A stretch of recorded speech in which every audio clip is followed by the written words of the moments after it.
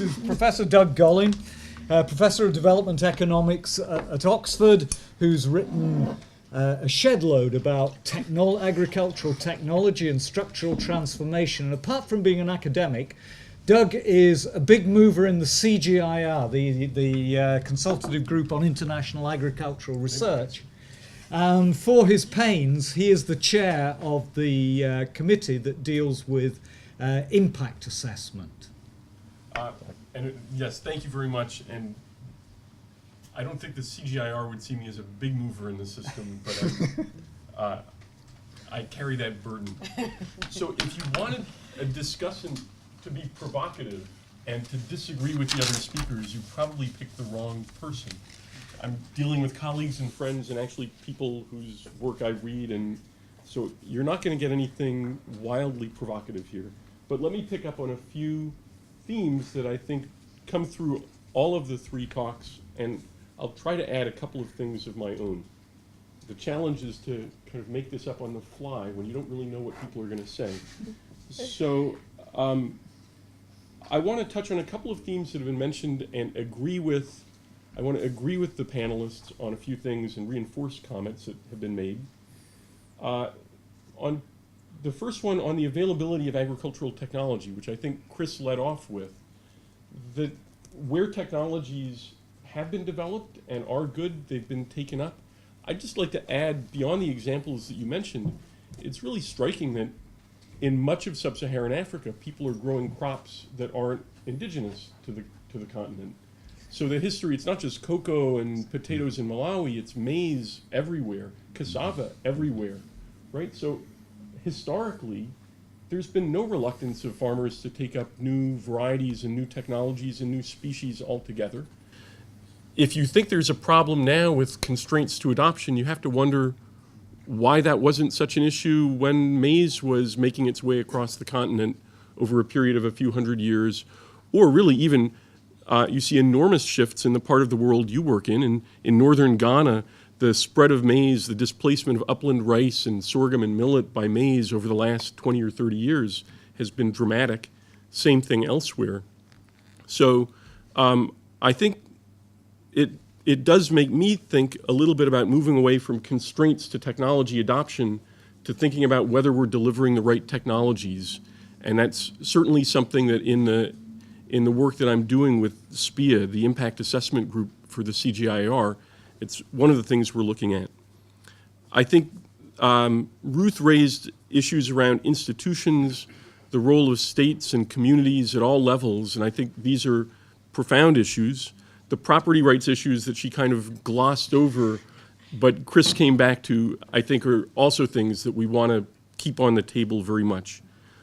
I think the one, and finally the theme that everybody's touched on, the heterogeneity, this is something that's so fundamental and so important to say.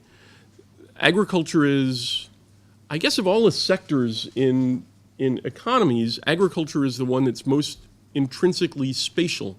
It takes place by definition across space, and so spatial issues matter in a way that they perhaps don't for manufacturing or for some other sectors. And by the time you're dealing with a sector that's spatially dispersed, you have to think a lot about spatial heterogeneity across countries, across regions within countries, spatial connectivity, transaction costs, all of the things that have been mentioned.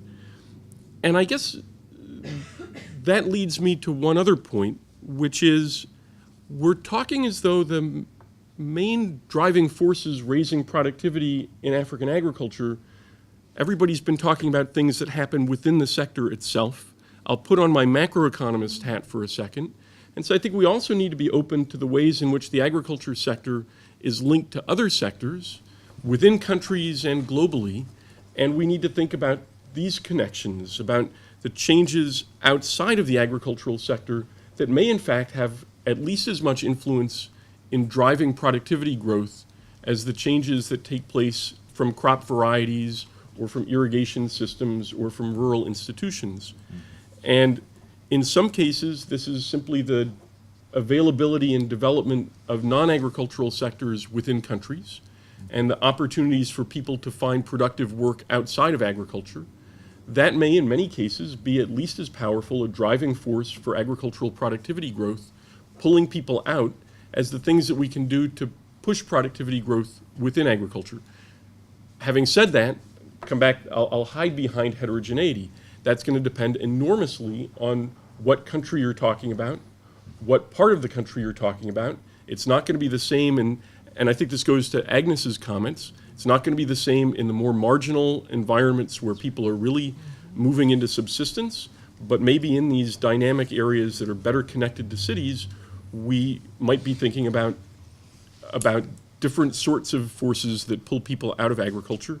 And maybe it's in fact in the middle areas, the areas right around cities have all these opportunities to sell high value products to urban markets.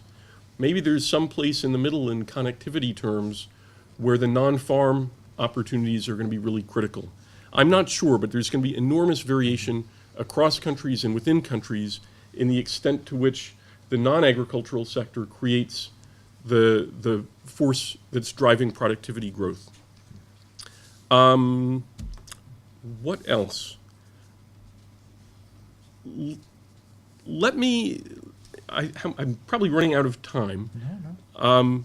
So I think one of the things that Agnes mentioned that sort of resonated with me that's along the same lines is that we have so many farm households that are so little specialized, that are producing so many different crops for home consumption. To economists, and here I'm with Chris putting on my economist hat, it's a bit of a puzzle. You'd think Adam Smith was all keen on the gains from specialization. Why aren't people specializing and at least selling to their neighbors? I'll grow cassava and you grow maize, and there must be some gains of specialization. Why don't we see that? Is it just that there are transaction costs that make it pointless, or are there really no gains to specialization in some of these systems? That there's the production technologies really are constant returns to scale. Is that too economistic a thing to talk about? But there's really no great benefit. That's something we don't know.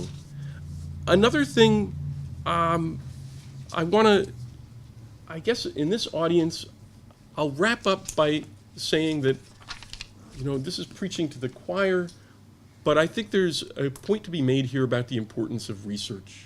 You won't object. Will anybody object? The first thing to say is I think it's fantastic how much progress has been made over the last 20 or 30 years. Chris knows this firsthand, personally.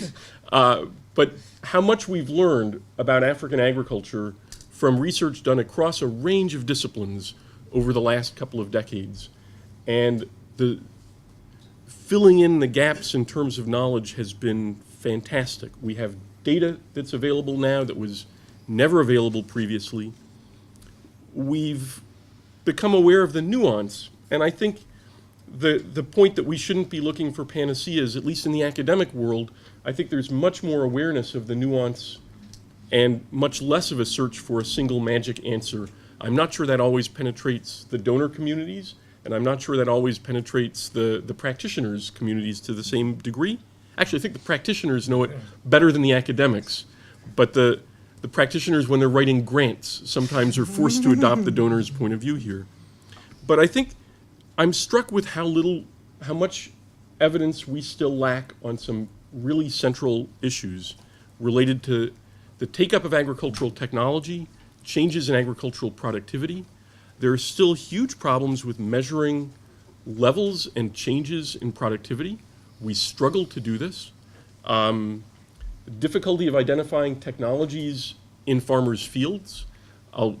Since other people are putting in plugs for research they're involved in, I'll say SPIA, the impact assessment group from the CGIAR, has funded some research that's doing a little bit of DNA fingerprinting of crop varieties in farmers' fields. And one of the things we've discovered is that farmers often seem not to know what varieties they're growing. They'll tell us they're growing an improved variety when they're not, and they'll tell us they're not when in fact they are.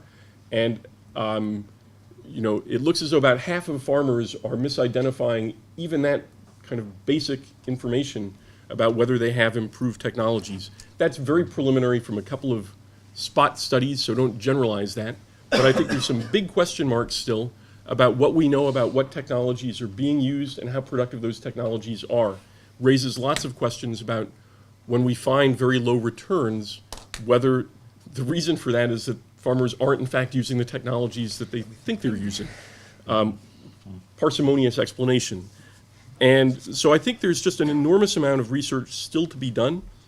And I think looking at the range of things that are going on in this project, I think it's a really exciting time. I think we're going to learn a lot more in the months and years ahead. So let me stop there. Thank you very much, Doug.